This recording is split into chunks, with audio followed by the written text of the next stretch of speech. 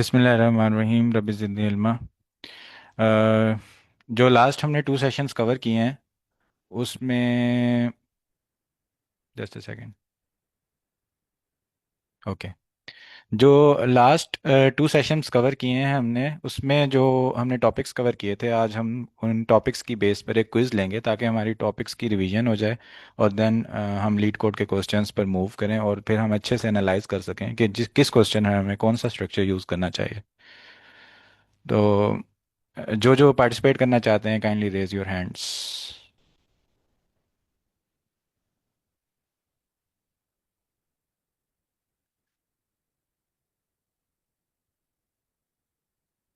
Quiz will be easy, तो इसकी tension नहीं लें। जो लास्ट 2 सेशन हुए हैं बिल्कुल बेसिक से सेशन थे, उन्हीं में से क्विज के क्वेश्चंस होंगे।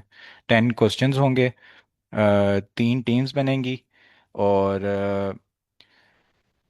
उन 3 टीम रैंडम मैं सेलेक्ट करके टीम्स बनाऊंगा और मैं क्वेश्चन यहाँ पर पेस्ट करूंगा स्क्रीन पर। और जो भी आंसर करना चाहेंगे वो अपना हैंड रेज करेंगे। जिसका सबसे पहले हैंड रेज होगा वो आंसर करेंगे। अगर उनका आंसर ठीक हुआ तो उनकी टीम को 1 पॉइंट मिल जाएगा। और अगर उनका आंसर ठीक ना हुआ तो उनकी टीम का स्कोर हो जाएगा -1।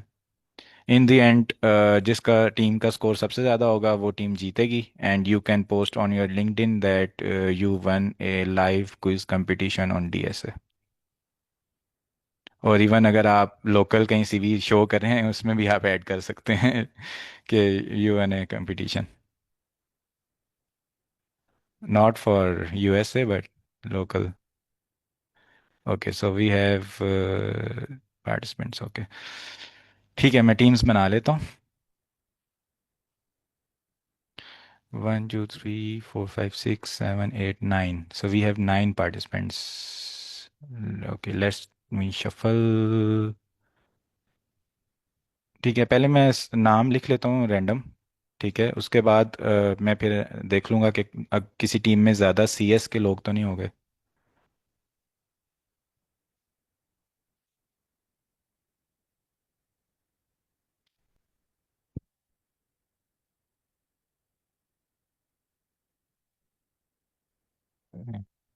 मदी। Okay, so we have team A Uzma Shahzad, Saira Ishaq and Madiha. Team B Ahmed Hassan, Mohammad Talha and ma'am Maryam. In team C we have Mohammad Arham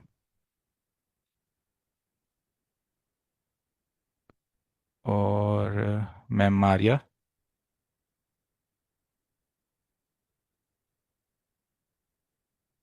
and sir Haris. किसी का नाम अगर स्किप हो गया तो आप प्लीज़ बता दें। सर बिलाल एक ऐड हुए हैं टीम्स में। ओके, सो इस टीम में हम ऐड कर देते हैं सर बिलाल को, कॉज यहाँ ज़्यादा नॉन सीएस हैं। और let me shuffle a bit. Sir Haris हैं, मैम हरम, मोहम्मद हसन, मोहम्मद तला। ओके, इस टीम में से मुझे शफल करना होगा। तो मैं मदीहा को मैं इस टीम में कर रहा हूँ। और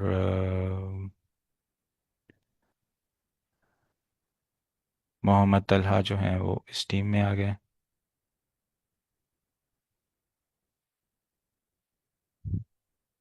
ओके, ठीक है, किसी का नेम भी, अगर किसी का नेम रह गया तो आप अनम्यूट करके बता सकते हैं।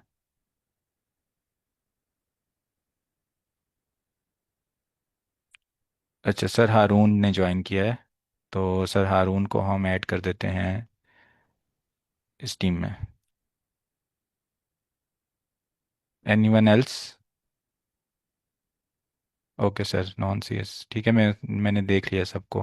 I know everyone.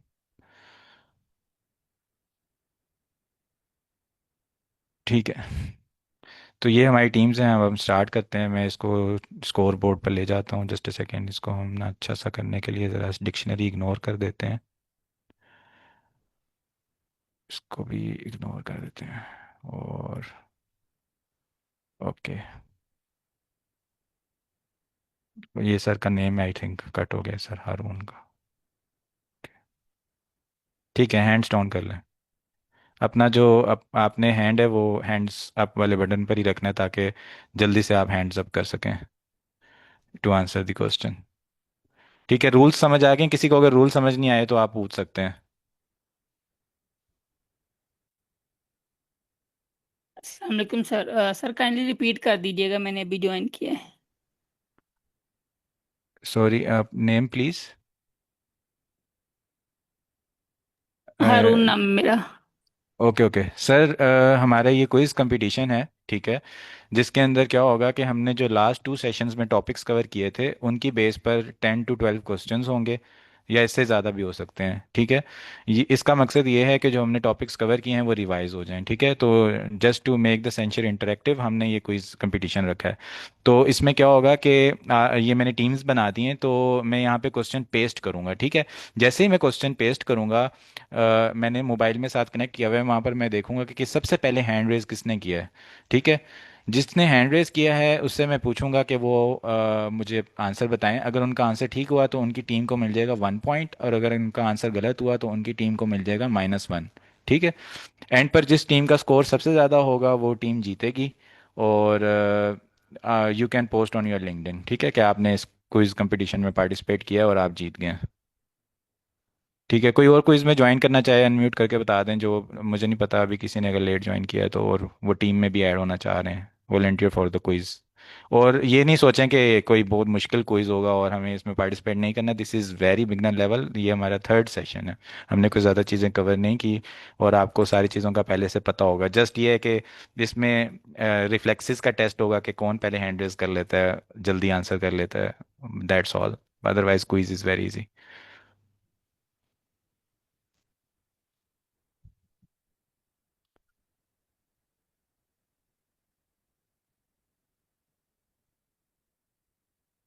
Okay, so हम स्टार्ट करें फिर, अगर कोई और नहीं है तो।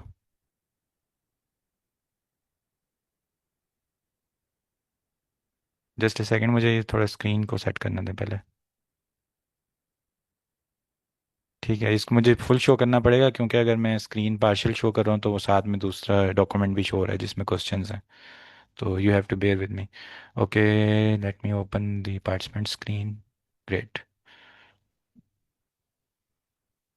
ठीक है जी। So quiz starts now. अब मैं क्वेश्चन कॉपी करूंगा और पेस्ट करूंगा, और आपने आंसर करना है। मेरा ये डॉक्यूमेंट तो शो नहीं हो रहा ना जिसमें क्वेश्चंस थे? ये काइंडली कंफर्म कर दें कोई भी। सर नहीं तो हो रहा। शो नहीं हो रहा था। ओके, ठीक है। First question goes here. Sir Ahmed Hassan from team B. Yes sir. Static array तो fix size sir. Fixed size. Fix. Yes, correct answer. 1 point goes to team B. Okay, coming over to next question.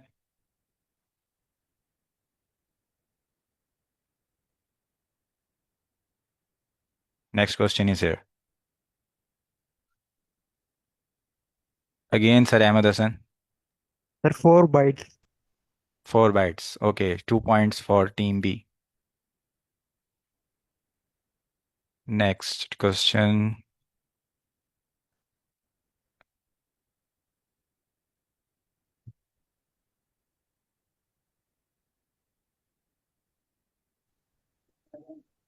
goes here. Ma'am Uzma Shahzad.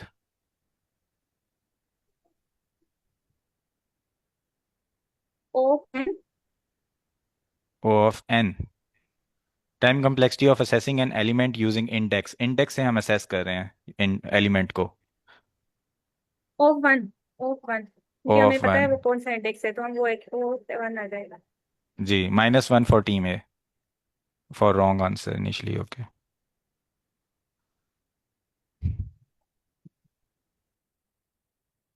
Next question goes here. Just a second. Okay.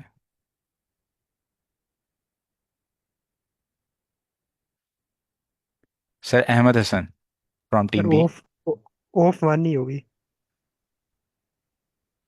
O time of one complexity. होगी। Yes sir. Okay, -1 for team B. Beginning of array है, static अरे है हमारे पास। तो क्या होता है कि अरे में जब हम एलिमेंट शुरू में इंसर्ट करते हैं तो हमें हमें पूरी अरे के एलिमेंट्स को मूव करना पड़ता है, एक नई अरे बनानी पड़ती है। So time complexity will be O of 1। मैंने ओ समझा एक्सेसिंग, इंसर्टिंग लिखो सही से। Inserting, yes yes. तो ये -1 इसको मैं कैसे करूँगा? Just a second.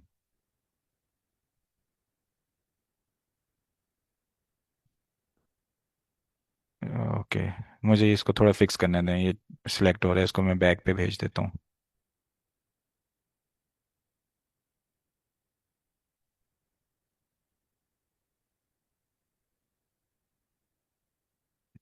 अब ठीक है। सो यहाँ पे स्कोर इनका हो गया 1, टीम बी का। Okay, next question.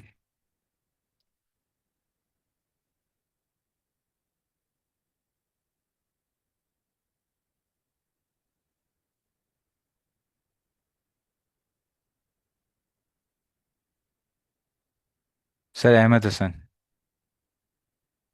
अच्छा सर, इसका हमारे पास new user is located an animator copy it automatically program crashes।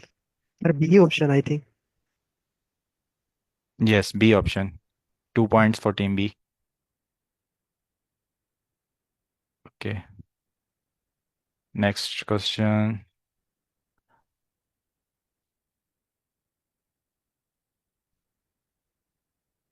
Just a second, ये क्या हो गया? यस, मोहम्मद तलहा।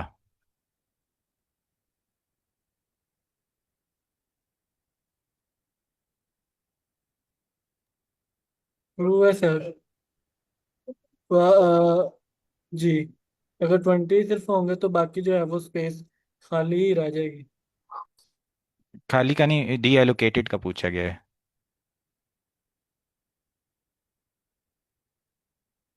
मतलब एक स्टैटिक अरे है, 100 साइज की डिक्लेयर हुए, उसमें 20 एलिमेंट स्टोर किए गए हैं। बाकी जो 80 स्पेसिस हैं उन वो 100 साइज ही रहेगा अरे का, या अरे का साइज जो होगा, कैपेसिटी होगी, सॉरी साइज नहीं, कैपेसिटी जो होगी वो 100 होगी या 20 बन जाएगी।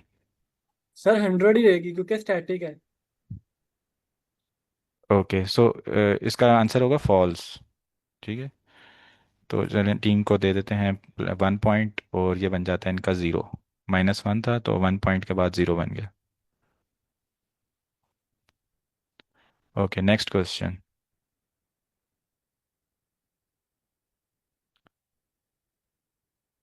जस्ट अ सेकेंड, अभी क्वेश्चन जो है उसको मैं कॉपी करता हूँ।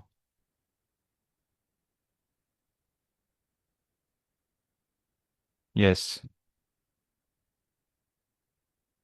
Ma'am Saira Ishaq.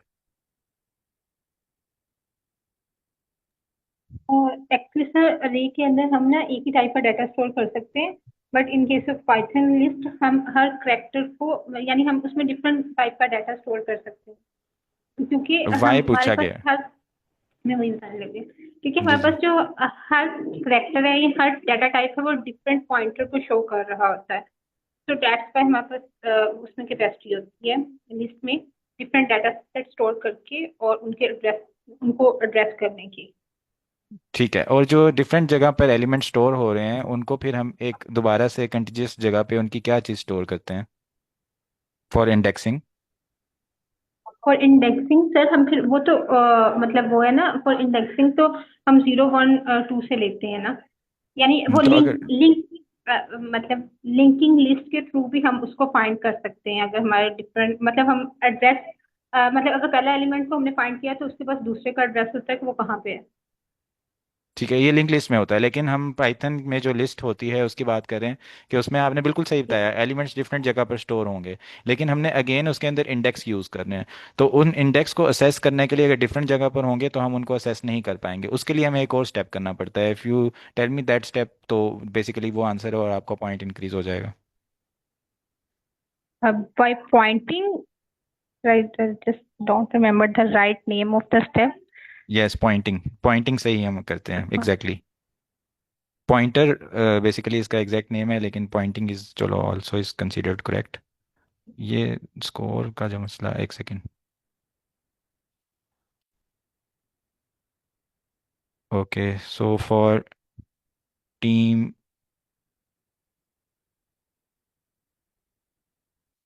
okay, for team B we have one, and for team A, for team B we have two, and for team A we have one score till now. Okay, next question.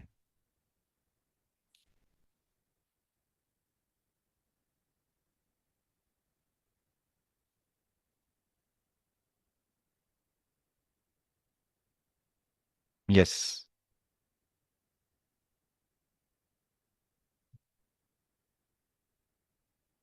Mohammad Talha.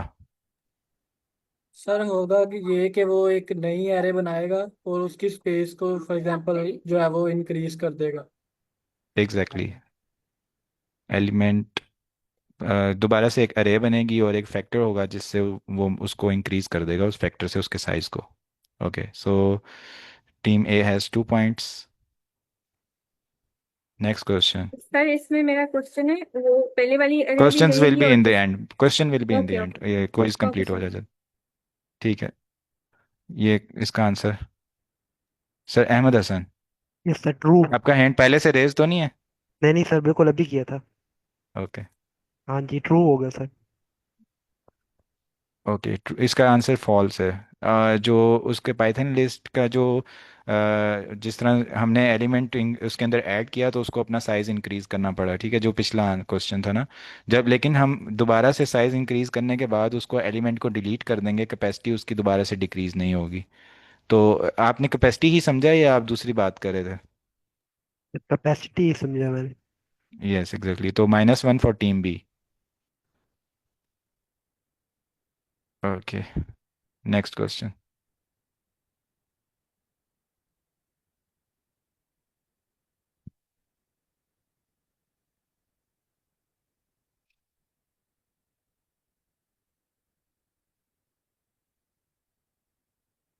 Ma'am Maria.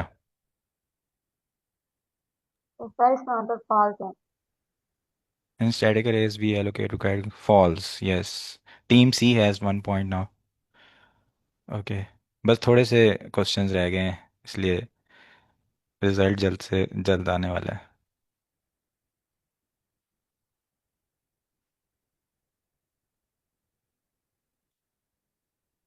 Sir Ahmad Hassan.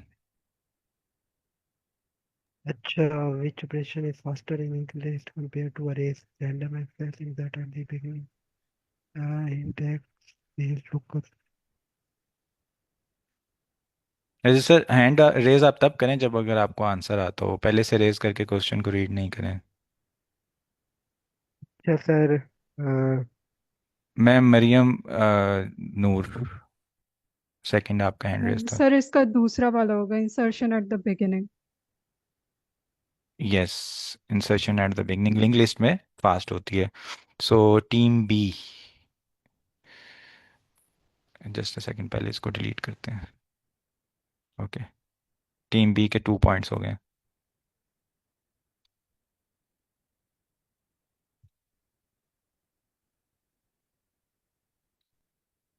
Yes, मैं मरियम। और इसके अंदर जो है वो next जो node है उसका एड्रेस भी मौजूद होता है। Exactly. Team B has now 3 points.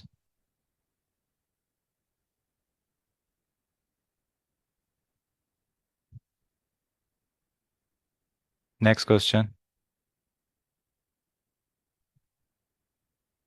Miriam again. अच्छा, इसमें क्योंकि वो नॉन कंटिग्यूअसली मेमोरी लोकेशंस पर मौजूद होते हैं तो हमारे पास सिर्फ पॉइंटर्स मौजूद होते हैं, हम इंडेक्स की बेसिस पे नहीं कर सकते access. Exactly, right answer. 4 points for Team B.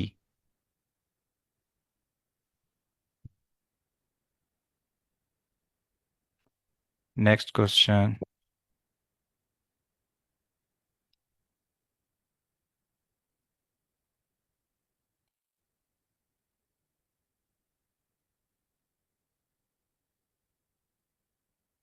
Sir Ahmed Hassan. row of one. O of 1, exactly. 5 points for Team B.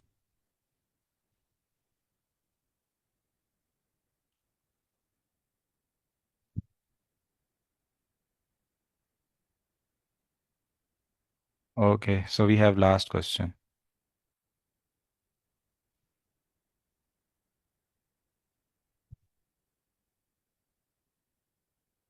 Ma'am Maryam. इसमें हमारे पास दो एलिमेंट्स या दो जो है वो कीज अगर सेम वैल्यू को कर रही हूँ तो आई थिंक उस वक्त होती है हैश कोलेशन, या सेम वैल्यूज पर दो कीज। सेम वैल्यूज पर दो कीज इंसर्ट करने की कोशिश करें, यस एग्जैक्टली। ठीक है, क्विज एंड्स और हमारा जो स्कोर है दैट इज, इसको मैं नीट करके लिख देता हूँ, you guys can take a screenshot. So team A has 2 score, team B has 6 and team C has 1, so team B wins.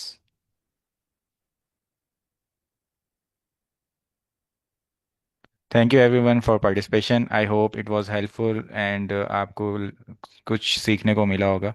अभी किसी का कोई क्वेश्चन हो तो आप पूछ सकते हैं।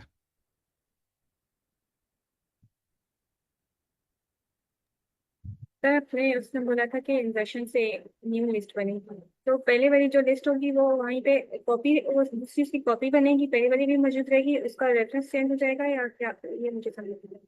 अच्छा, वो स्टैटिक अरेज की बात थी। उस स्टैटिक अरेज में क्या होता है, हमें कंटीन्यूअस मेमोरी में हमने साइज एलोकेट किया होता है, या डायनेमिक अरेज में भी यही होता है ना, कि हम कंटीन्यूअस मेमोरी हमें चाहिए फॉर इंडेक्सिंग। लेकिन जब हमारा उसका हमने जो साइज़ लिया था वो कंप्लीट हो गया, तो हमें दोबारा से एक हम फैक्टर बनाया होता है हमने, और हम मज़ीद स्पेस एक्वायर कर लेते हैं। और जो हम अब जैसे फॉर एग्जांपल 10 कैपेसिटी थी पहले, तो अब हम 20 कैपेसिटी की अरे बना देते हैं 11th एलिमेंट जब हमने ऐड करना है।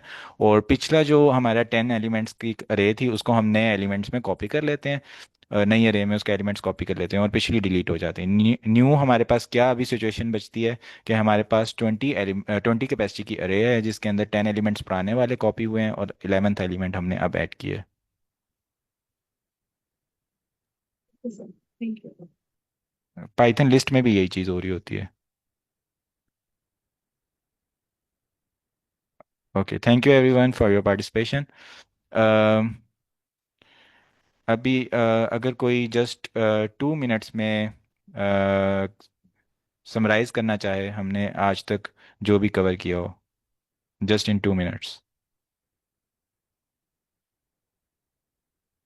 Yes ma'am उज़मा।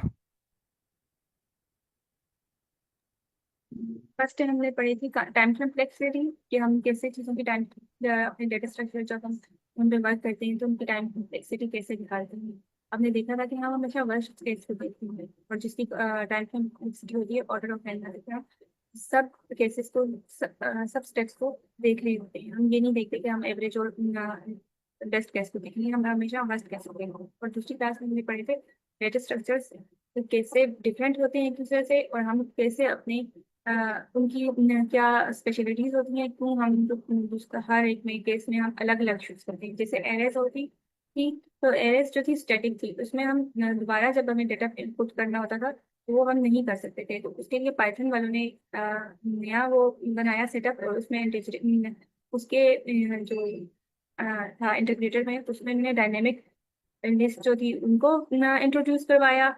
और उसमें हम ये कर सकते थे कि हमारे पास पहले से फिक्स साइज नहीं होता था, हम उसे चेंज करते थे, कर सकते थे।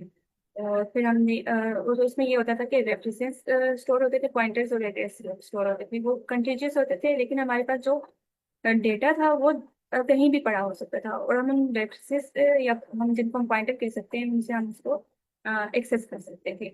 और फिर हमने लिंक लिस्ट पढ़ी थी। लिंक लिस्ट में हमारा जो होती है कि वो पॉइंटर से एक्सेस करते हैं, हमारा डेटा कहीं और होता है, उसका लिंक उसका फर्स्ट रेफरेंस मतलब कि एड्रेस कहीं और होता है। और तीसरा हमने पढ़ा था हैश में। हैश में हमारी कीज वैल्यूज होती हैं हमारी, और उनको हम उससे कनेक्ट करते हैं। That's it. Thank you so much ma'am for summarising. तो आप तो अपनी टीम को जिता सकती थी आराम से।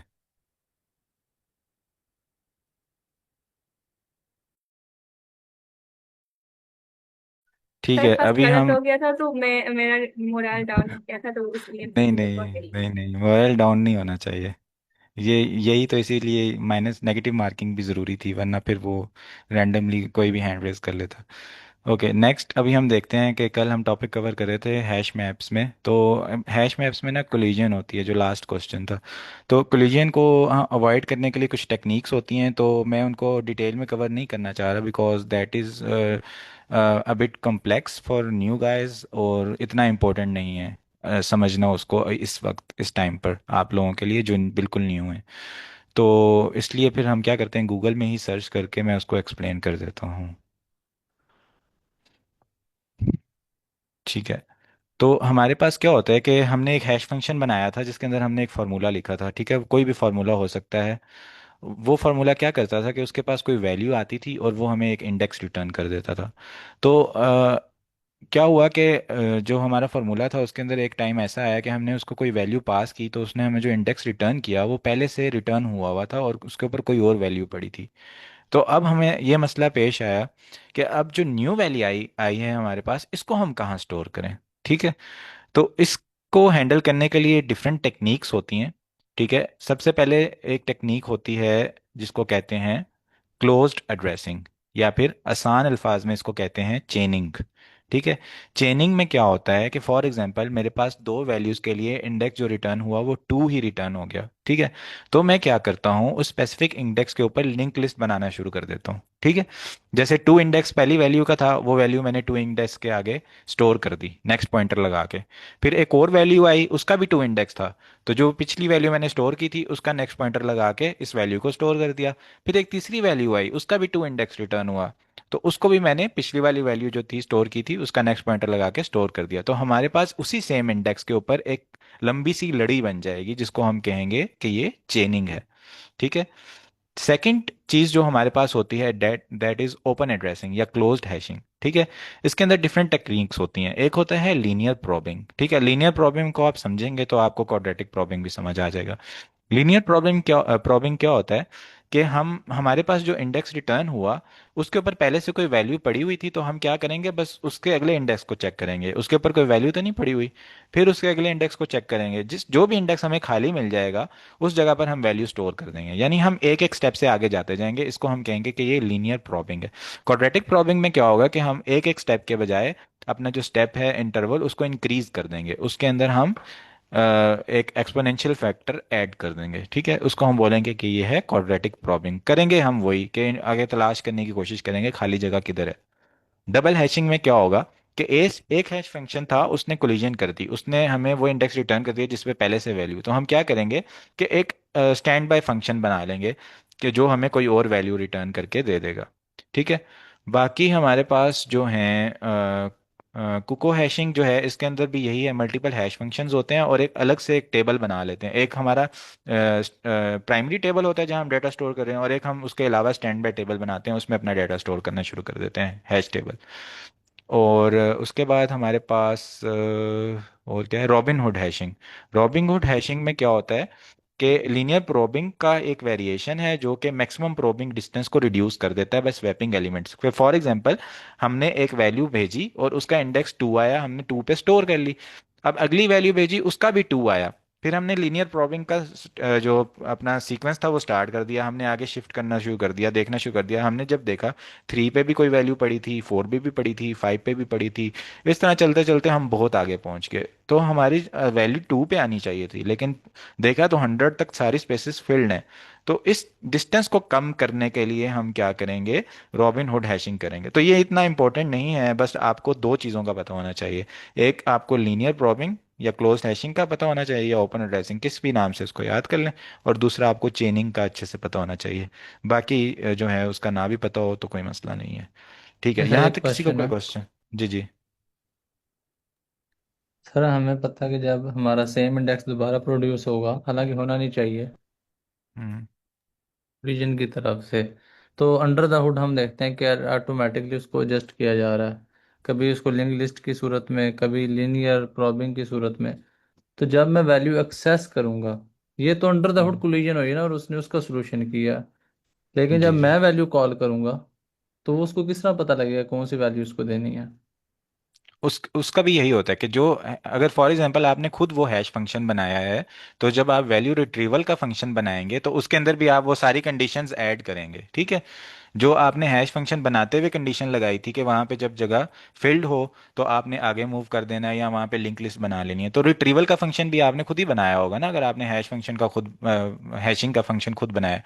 तो रिट्रीवल फंक्शन में आप ऐड करेंगे कि पहले आप इंडेक्स कैलकुलेट करो, फिर उस जगह पर आप की को चेक करेंगे कि जो चीज़ आपने वैल्यू भेजी है क्या की उसके इक्वल है या नहीं। अगर नहीं है तो आपको पता है कि आपने इसके अंदर कौन सा मेथड अप्लाई किया हुआ है, आपने इसके अंदर लीनियर प्रोबिंग अप्लाई किया हुआ है या चेनिंग अप्लाई किया हुआ है।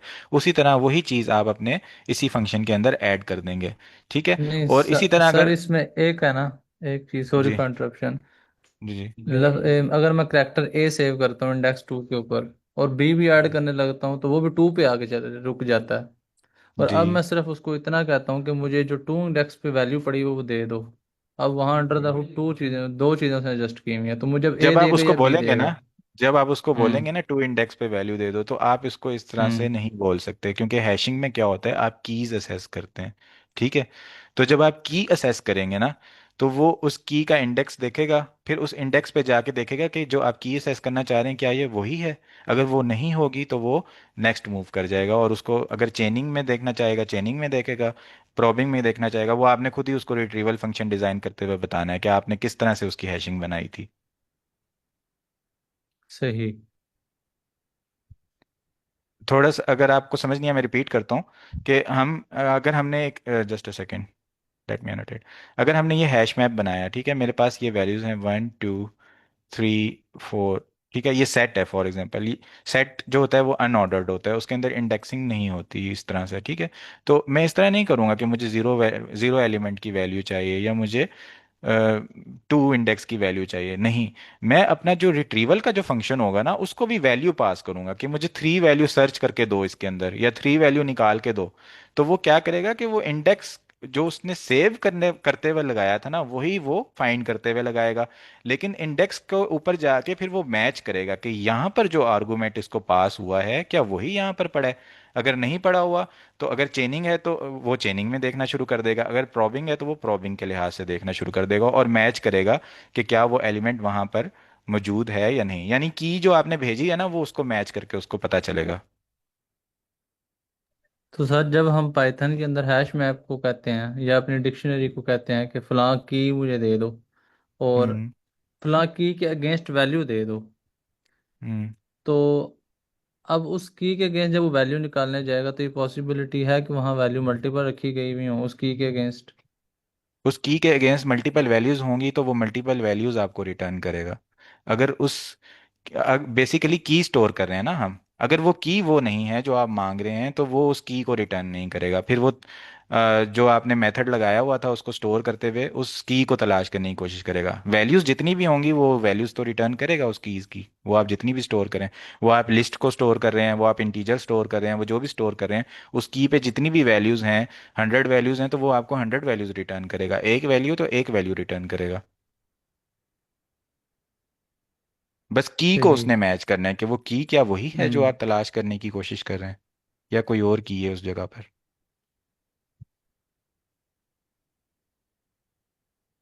ठीक है सर, बहुत ओके, शुक्रिया। Thank you so much. अच्छा, अभी हमारा कॉन्सेप्ट जो है बेसिक डाटा स्ट्रक्चर्स का, वो हमने काफ़ी डाटा स्ट्रक्चर्स कवर कर लिए हैं। तो अभी हम क्वेश्चंस की तरफ मूव करते हैं, लीड कोड के क्वेश्चंस की तरफ। तो हमारे पास एक क्वेश्चन है। Anybody who want to read this question?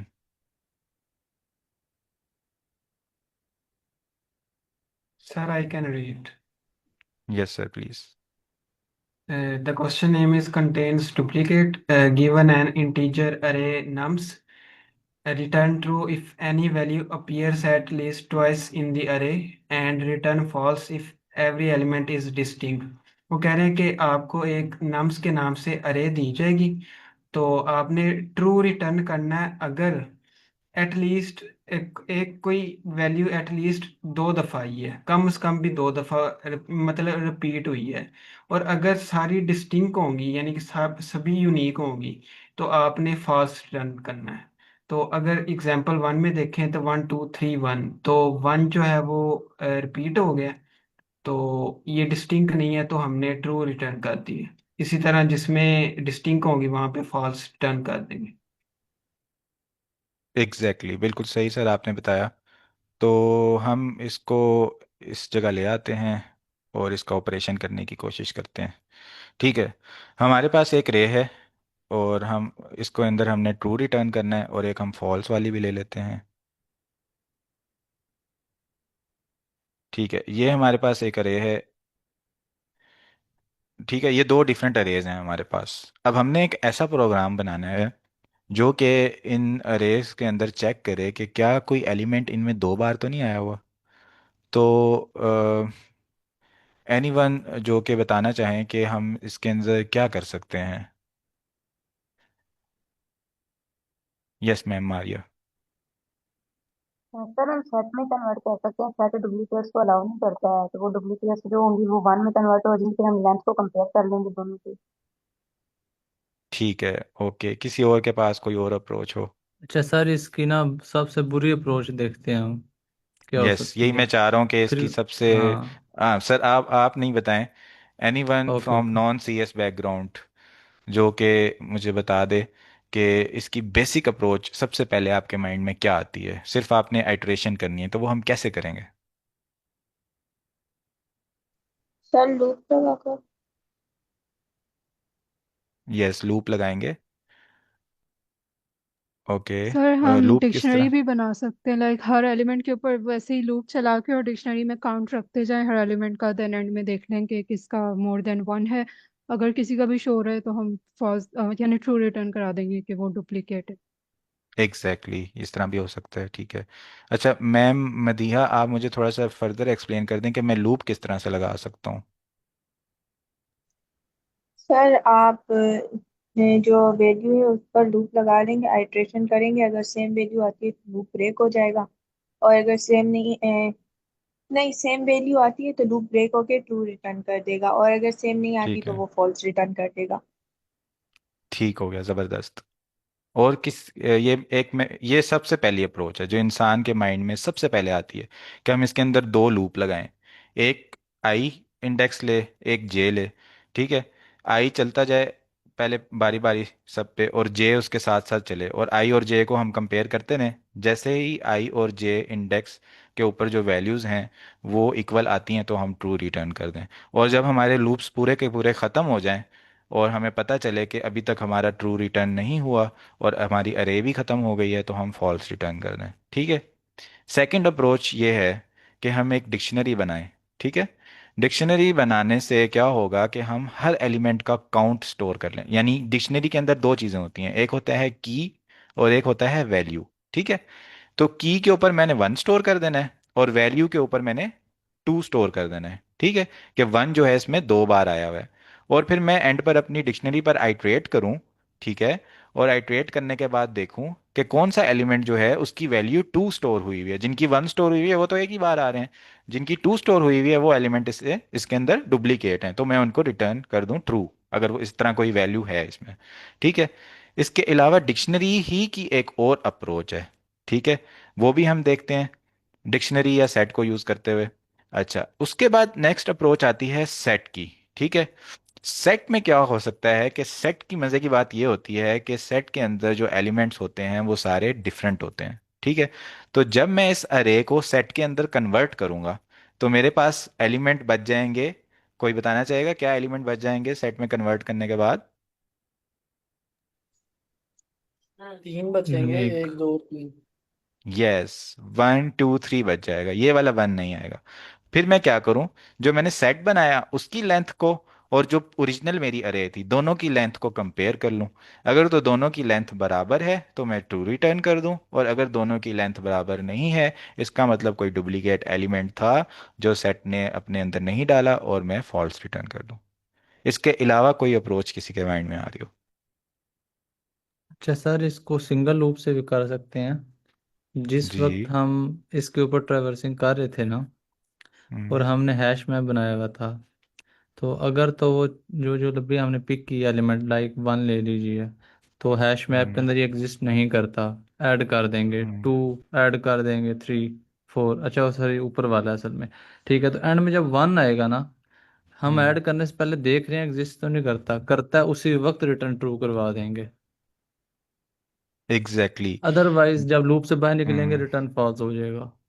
Yes exactly. यही चीज़ हम डिक्शनरी से भी, ये चीज़ हम उस अरे से क्यों नहीं कर सकते सर? कौन सी एरे हम, सर, ओरिजिनल एरे से? नहीं नहीं, हम जैसे एक अलग से डिक्शनरी बना रहे हैं ना, कि हम जी। क्या कर रहे हैं कि अपने एलिमेंट्स पे आइट्रेट करते करते उनको डिक्शनरी के अंदर स्टोर कर रहे हैं, ठीक है। तो हमें जी। इसके अंदर डिक्शनरी क्यों बनानी पड़ी? हम एक, सर आप नहीं बताइएगा, हम ये काम अरे से क्यों ओके। नहीं कर सकते कि हम एक और अरे बनाएं और हम उस अरे के अंदर एलिमेंट स्टोर करना शुरू कर दें, और फिर चेक कर लें कि वो एलिमेंट जो हम स्टोर कर रहे हैं वो उस अरे के अंदर पहले से है, तो इसका मतलब ये दूसरी बार अब आ गया, तो हम रिटर्न कर दें ट्रू। तो ये हम अब अरे क्यों नहीं यूज कर रहे, इसके अंदर डिक्शनरी क्यों यूज कर रहे हैं?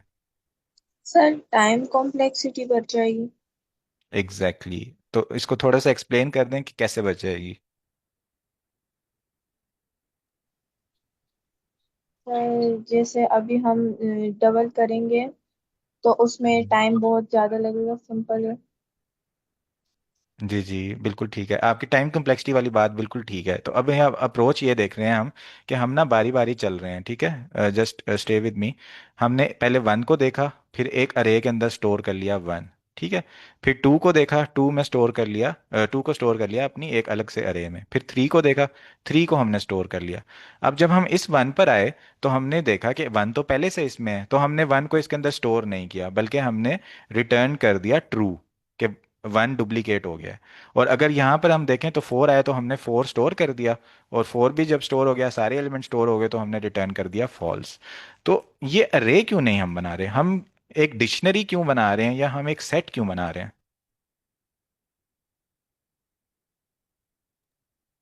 Sir I think because array में ये देखने के लिए कि वो पहले से है या नहीं, उसमें लीनियर सर्च इस्तेमाल होती है, जबकि डिक्शनरी में यही चीज़ एग्जैक्टली। कांस्टेंट टाइम में होती है। बिल्कुल सही बात है। अरे के अंदर क्या होता है कि हमने तो वर्स्ट केस देखना है ना। फॉर एग्जाम्पल मेरे पास ये जो वन है, ये अभी यहाँ पर एंड पर ही है, और ये मेरे पास 1000 एलिमेंट्स हैं, ठीक है। और अब मैं एक कंडीशन लगाता हूँ, इफ़ वन इन सेकेंडरी अरे, के वन सेकेंडरी अरे में है या नहीं। तो मुझे ये चेक करने के लिए 99 आइट्रेशंस करनी पड़ेंगी, और तब जाके मुझे पता चलेगा वन इसके अंदर है या नहीं, ठीक है। अगर तो वन इसके अंदर नहीं मौजूद होगा तो, या एंड पे होगा तो इसलिए हम जब बार बार चेक कर रहे हैं, कि बार बार ही हमने चेक करना है कि वो एलिमेंट पहले हमने देखा था और अपनी जग पास सेव रख लिया था या नहीं, तो हमें चाहिए कि हम इस ओ ऑफ एन को रिड्यूस कर दें ओ ऑफ वन में। तो ओ ऑफ वन में रिड्यूस करने के लिए, किसी भी एलिमेंट को असेस करने के लिए कौन से डेटा स्ट्रक्चर्स होते हैं? हैश में। हैश मैप, और दूसरा?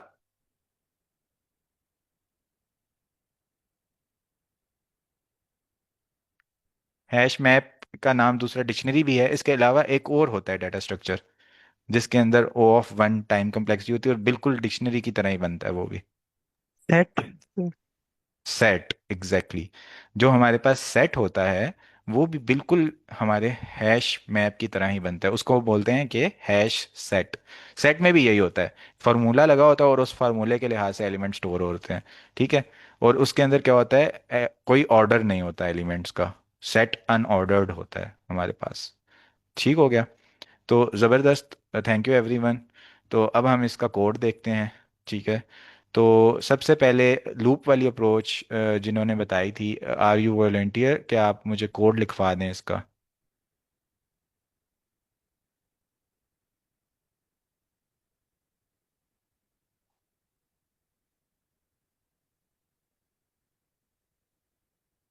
ठीक है, हम इसका कोड देखते हैं कि इसका कोड क्या होगा। मैं लगाऊंगा एक लूप, ठीक है, जो कि आइट्रेट करेगा मेरी अरे के ऊपर, ठीक है। तो इसके लिए मैंने क्या किया, for I in range length of nums, ठीक है, कि नम्स की जितनी भी लेंथ है वहां तक मैंने एक लूप चला दिया। ये डेफिनेटली उसके एक पीछे इंडेक्स तक जाएगा, क्योंकि जीरो से इंडेक्सिंग स्टार्ट हो रही है। और मैंने एक और लूप बना दिया, फॉर जे इन रेंज। अच्छा, इसमें मैं एक मिस्टेक करूंगा, ठीक है, और वो आपने मुझे बतानी है। लेंथ ऑफ नम्स, ठीक है, if nums of I is equal to nums of J, तो आप क्या करो, रिटर्न ट्रू। और अदरवाइज ये दोनों लूप्स कंप्लीट हो गए और आपको कभी भी ट्रू मिला ही नहीं और आपका सारा जो आपका इनपुट था वो ख़त्म हो गया, तो आप कर दो रिटर्न फॉल्स, क्योंकि ये वाली चीज़ कभी भी मीट ही नहीं हुई, इसका मतलब सारे एलिमेंट्स डिफरेंट हैं। ठीक है, तो इस कोड के अंदर एक गलती है, इसको रन करते हैं।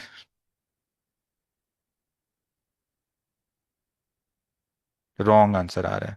ठीक है, यहाँ पर इसने ट्रू रिटर्न कर दिया लेकिन इसको रिटर्न करना चाहिए फॉल्स। तो ये ट्रू क्यों रिटर्न कर रहा है, कोई बताना चाहेगा? क्योंकि सर उसके एलिमेंट्स तो सेम ही है ना। पहली लूप आई की जब इटरेशन चलेगी और वो जे के उसी एलिमेंट पे जाएगा, तो वो जो है वो फॉल्स दे देगा। Exactly exactly। आई की पहली इटरेशन चलेगी जीरो से लेकर, जीरो से स्टार्ट होगी और टोटल 3 इंडेक्स तक जाएगी इस केस के अंदर। ठीक है, इसी तरह जे का भी क्या कर रहे हैं हम, कि उसको भी हम 0 से 3 चला रहे हैं।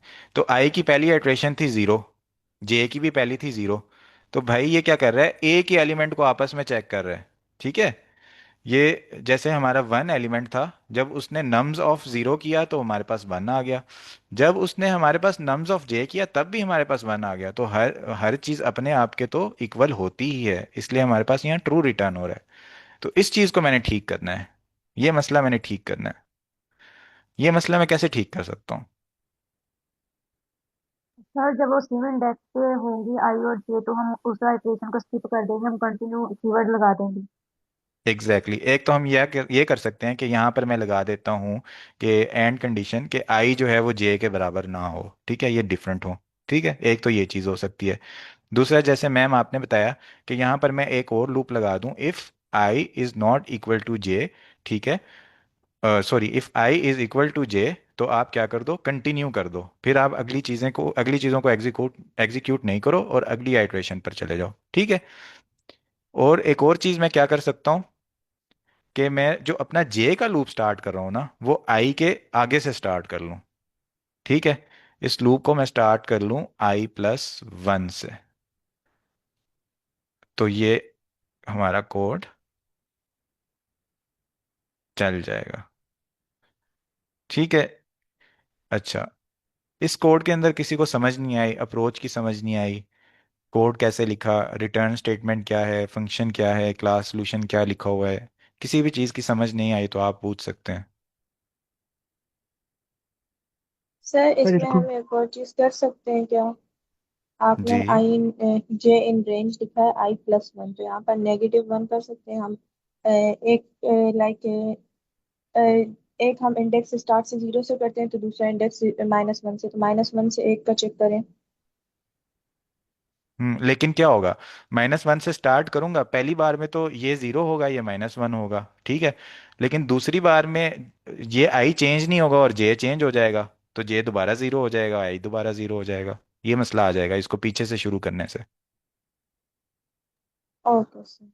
वैसे -1 इंडेक्स होता नहीं है, -1 इंडेक्स जो होता है वो लास्ट एलिमेंट के लिए यूज़ करते हैं, लेकिन आपके क्वेश्चन को मैं उस तरह से कम्प्रीहेंड किया इसलिए मैंने ऐसा आंसर दिया।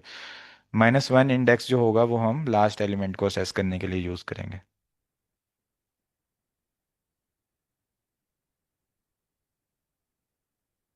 ठीक है, सर इसको हम लेकिन सिंग, सर इससे अच्छा सिंगल सेट लूप। वाला फंक्शन नहीं रहेगा, क्योंकि इसमें हम 2 बार फॉर लूप लगा रहे हैं, तो एन की पावर स्क्वायर नहीं हो जाएगी? जी जी, हमने वही अप्रोच अभी लिखी है, हम सारी अप्रोचेस देखेंगे अभी। अभी हमने सिंपल अप्रोच लिखी है, असल में यहाँ पर काफ़ी नॉन सीएस बैकग्राउंड के लोग हैं तो इसलिए मैं इसी तरह कोर्स को लेके चलूँगा थोड़ा सा, बहुत ज़्यादा बेसिक से। ठीक है, तो ये हमारी अप्रोच थी, और इसमें टाइम कम्प्लेक्सिटी कोई बताना चाहे तो। N square. N okay. Square. N square. N square होगी, एग्जैक्टली exactly। सर ज़बरदस्त। एक्सप्लेन करना। एन स्केयर एक्सप्लेन कर दूं कि क्यों है? Yes sir. Yes sir. अच्छा, एन स्केयर इसलिए कि जो हमारा ये बाहर वाला लूप है ना, आई लूप, ये सारे एलिमेंट्स पे चलेगा शुरू से लेके एंड तक। ठीक है, फिर जो जे का एलिमेंट है ना, वो हर आई के एलिमेंट के लिए अलग अलग पूरी नम्स पे चलेगा। जैसे आई की वैल्यू इधर है, तो J1 के लिए पूरी अरे पर चलेगा। ठीक है, फिर इस तरह आई की वैल्यू 2 पर है तो फिर जे पूरी अरे पे दोबारा चलेगा, फिर आई की वैल्यू इधर होगी, फिर जे उस टाइम भी दोबारा चलेगा, फिर इसकी वैल्यू 4 होगी, फिर जे दोबारा दोबारा चलेगा। ठीक है, अगर हम इसको i+1 को फिलहाल इग्नोर करें, ठीक है, अपनी ओवरऑल टाइम कम्प्लेक्सिटी के लिए। तो इस वजह से इसकी टाइम कम्प्लेक्सिटी जो है वो n स्केयर बन जाएगी, क्योंकि हर एलिमेंट के लिए उसको दोबारा दोबारा पूरी अरे के ऊपर आइटरेट करना पड़ रहा है। तो जो मैंने पहले फार्मूला कैलकुलेट किया था कि हर सिंगल एलिमेंट के लिए हमारे पास टाइम कम्प्लेक्सिटी 1 × n आती जाएगी, और एंड में जब हम उनको सम करेंगे तो हमारे पास बन जाएगी n × n, which will be n square. Okay sir. ठीक है, अब एक और अप्रोच थी इसके अंदर एक और अप्रोच ये थी कि हम इसका एक सेट बना लें। ठीक है, इसका नाम मैं रख लेता हूँ कि ये मेरा रेफरेंस है। ठीक है, और क्या करता हूँ, सेट कंस्ट्रक्टर को अपनी लिस्ट भेज देता हूँ कि ये मैंने पहले एक्सप्लेन किया था कि ये क्या चीज़ होती है। इसको हम इस तरह भी लिख सकते हैं और कर्ली ब्रैकेट्स के थ्रू भी हम सेट डिक्लेयर कर सकते हैं। ठीक है, अच्छा, अब मैंने ये रेफरेंस बना लिया और मैंने एक रिटर्न स्टेटमेंट बना दी, return length of reference is equal to length of nums. इस कोड की सबको समझ आ गई है?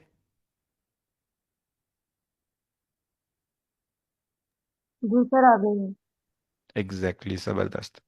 अच्छा, अब हम एक काम ये करते हैं कि हम एक अपना जो हमने एक देखा थी अप्रोच, कि हम साथ साथ जो जो एलिमेंट देखते जा रहे हैं ना उनको अपने पास एक जगह पर सेव रखते जाएं, स्टोर करते जाएं। ठीक है, उसके लिए मैं एक बना लेता हूँ, अगेन रेफरेंस बना लेता हूँ चलो, और ये मैंने डिक्लेयर कर दिया। अच्छा, जब मैं इस तरह रेफरेंस लिखूंगा, REF लिखूंगा और आगे कर्ली ब्रैकेट्स लिखूंगा, इसका मतलब या तो मैं डिक्शनरी डिक्लेयर कर रहा हूँ या फिर मैं सेट डिक्लेयर कर रहा हूँ, यही मतलब हो सकता है ना। तो अगर तो मैं इसके अंदर दो चीजें स्टोर कर दूं, की और वैल्यू, तो ये डिक्शनरी बन जाएगी। अगर मैं इसके अंदर सिंगल सिंगल एलिमेंट स्टोर कर दूं तो ये सेट बन जाएगा। ठीक है, अब मैं एक लूप चलाऊं, for I in range length of nums. ठीक है, अपनी उसके अंदर मैंने पूरी नम्स के ऊपर एक लूप चलाया जो बारी बारी सारे एलिमेंट्स को देखेगा। ठीक हो गया, उसके बाद मैं बोलूं if nums of I not in REF, कि जो अभी एलिमेंट आया है अगर तो वो मेरी डिक्शनरी के अंदर नहीं है तो आप उसको मेरी डिक्शनरी के अंदर ऐड कर दो। डिक्शनरी के अंदर ऐड करने के लिए क्या लिखते हैं, डिक्शनरी का नाम लिखते हैं, इस तरह स्क्वायर ब्रैकेट के अंदर वो की लिखते हैं जहाँ पे हमने कुछ डालना है, और इक्वल टू डाल के हम वैल्यू लिख देते हैं कि क्या वैल्यू होगी उस की। ठीक है, तो यहाँ पर की क्या होनी चाहिए, जैसे मैंने डिक्शनरी के अंदर स्टोर करना है कि मेरे पास 1 जो है वो एक ही बार आया है। ठीक है, तो एक बार तो मैंने उसको काउंट कर लिया। इसके अलावा यहाँ पर अब मैंने उस की के अंदर 1 लिखना है ना, तो वो मैं की जगह क्या चीज लिखूं? आई की वैल्यू आई लिखेंगे मुझे। यस, आई की वैल्यू लिखेंगे तो वो तो इंडेक्स आ जाएगा, मुझे इंडेक्स पे स्टोर नहीं करना, मुझे इस एलिमेंट के ऊपर स्टोर करना है।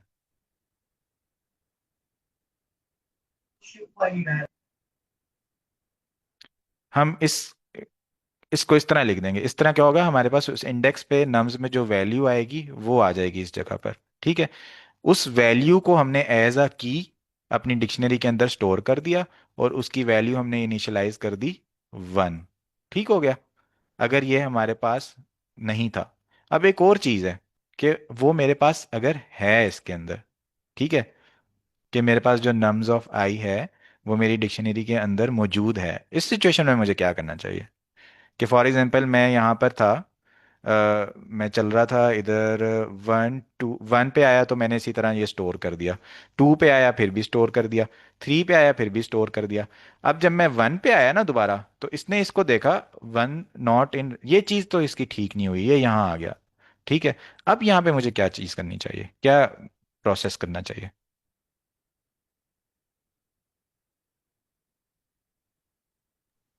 सर रिटर्न कर दो। Exactly exactly. अब मुझे पता चल गया भाई, ये कल्प्रिट आ गया है यहाँ पे, तो मैं क्या करूँगा, रिटर्न कर दूंगा ट्रू। ठीक हो गया, अच्छा, अब ये वाली स्टेटमेंट अगर नहीं चली एंड तक, ये पूरा फॉर लूप खत्म हो गया। ये क्या हो रहा है, ओके, ये पूरा फॉर लूप खत्म हो गया मेरा, और ये सारे एलिमेंट्स डिक्शनरी में स्टोर हो गए, और ये वाली मेरी कंडीशन नहीं चली। तो अब मुझे क्या करना चाहिए, इस फॉर लूप के बाहर आके क्या रिटर्न करना चाहिए? फॉल्स। फॉल्स रिटर्न करना चाहिए। Exactly exactly. ठीक हो गया, इसको रन करके देखते हैं। अगर कोई बग नहीं है इसमें तो यस, ये कोड हमारा चल गया। अभी किसी का कोई क्वेश्चन हो तो आप पूछ लें, किसी भी टाइम क्लास एंड हो सकती है ऑटोमेटिकली।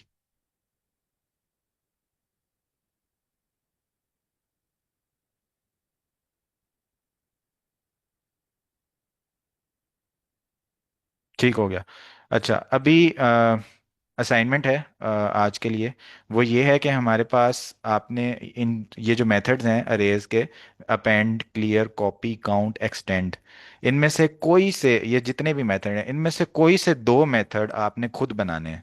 जैसे अपेंड का मेथड है, आपने एक अरे का मेथड बनाना है कि मैं फॉर एग्जांपल, आपने एक नम्स का एक अरे डिक्लेयर करनी है और उसके नीचे एक पूरा मेथड डिफाइन करना है, फंक्शन डिफाइन करना है। और जब मैं फिर उस अरे के ऊपर वो फंक्शन कॉल करूं तो उसके अंदर एक एलिमेंट ऐड हो जाए। इस तरह आपने इनमें से कोई से दो सेलेक्ट कर लेने हैं, ये मैं स्लैक में शेयर करूंगा, और वो दो आपने खुद इंप्लीमेंट करके चेक करना है कि आपसे इंप्लीमेंट होता है या नहीं। बिकॉज वी शुड नो, अगर हम कोई फंक्शन यूज कर रहे हैं वो कैसे बना हुआ है, उसके अंदर क्या कार्रवाई चल रही है। इफ अगर हमें जो हमारा इंटरव्यू का है वो कहता है कि नहीं आप फंक्शन बिल्ट इन यूज नहीं करें, अपना मैनुअल कोड लिखें, तो हमें लिखना आना चाहिए। तो इसीलिए कोई से दो फंक्शंस आप ट्राई करेंगे खुद लिखना। ओके।